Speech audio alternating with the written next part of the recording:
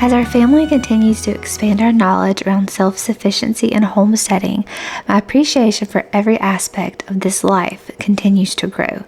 This way of life that for hundreds of years before our time was just normal life.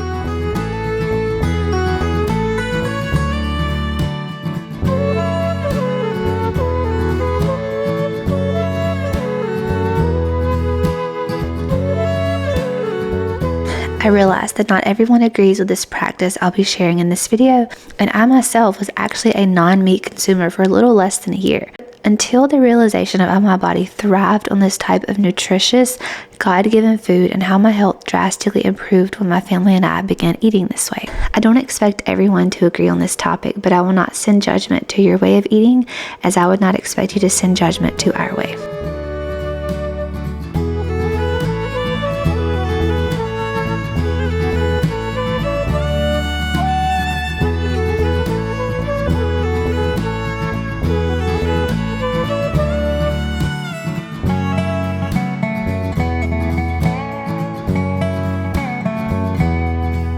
This is not going to be a butchering tutorial today. There's lots of other videos that already cover that topic.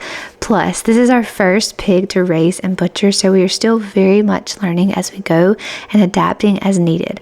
But I fully believe that the best lasting knowledge is gained from actively jumping in and trying something new. Even if you have no idea what you are doing, you'll learn and improve along the way. We are never happy about taking the lives of our animals, especially ones we raised from a young age, loved, cared for, fed, and gave a good home.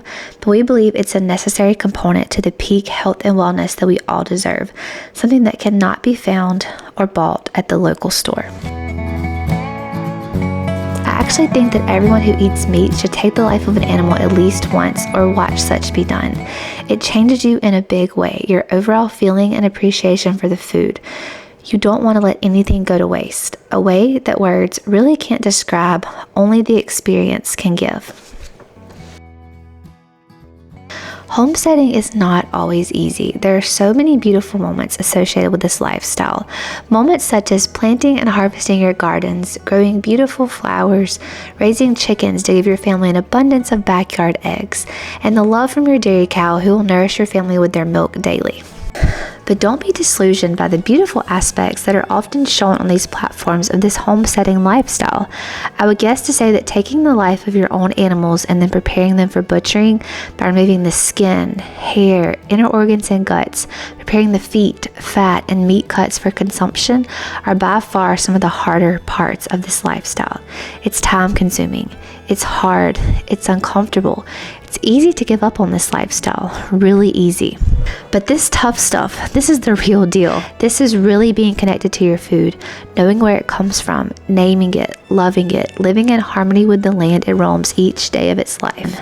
This pig that our family will eat for the next months, breathe the same air that we breathed, walked the same ground, bathed in the same cool rain showers, and sunbasked under the same sun. I can't necessarily prove it, but I'd say that being this intimately connected to and living so much in synchrony with the animals we consume provides nourishment far beyond what we can even grasp. I call this perfect food, loaded with vitamins, all the minerals that God wants us to have from a sun-basking, fresh-foraging animal that lived among us for the past year. Perfect food, in my opinion. It wasn't actually until the last 100 years or so that our society distanced themselves from our food source. If we take a peek into history, we will see that this practice was normal for those who lived before us. It wasn't necessarily called homesteading, it was just life.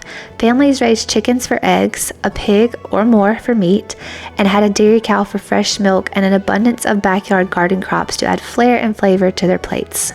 Though it would be much more convenient to buy our bacon and sausage from our local Kroger than to butcher our own pig, as you see here. But we fully believe that anything worthwhile is never easy, and this also relates to our food. We believe that if you're going to consume meat, you should know how the meat got there. However, for the average consumer today, they go to the grocery store, grab any cut of meat, and head home to start whatever is on the menu for the night. There is no thought or even general idea of how that animal is raised, what it was fed, if it ever saw sunlight or grass, or how it was slaughtered.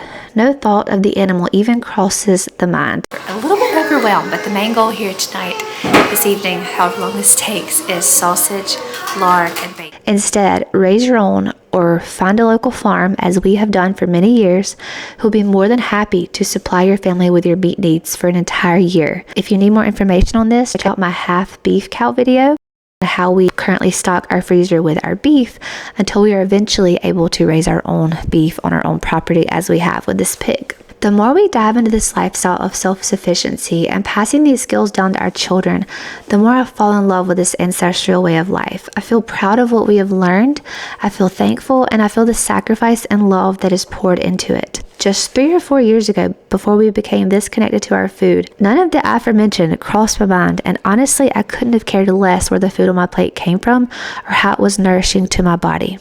It's really sad how complicated our society has become.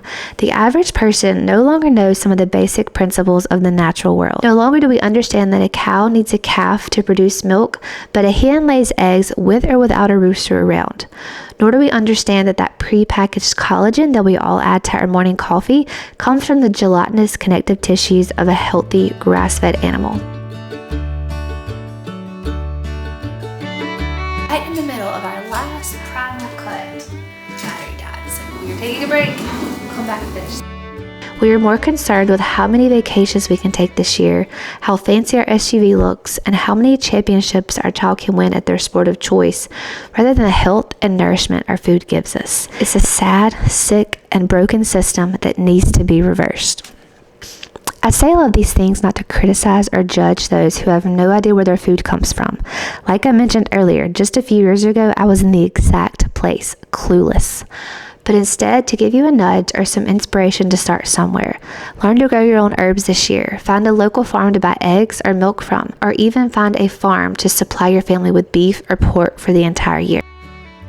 We are the only ones that can change this lack of connection to our foods. Let's spend less time worrying about keeping up with the biggest fad or money-making opportunity, and more time learning the ways of a simpler day and time. One that was just a way of life for our ancestors.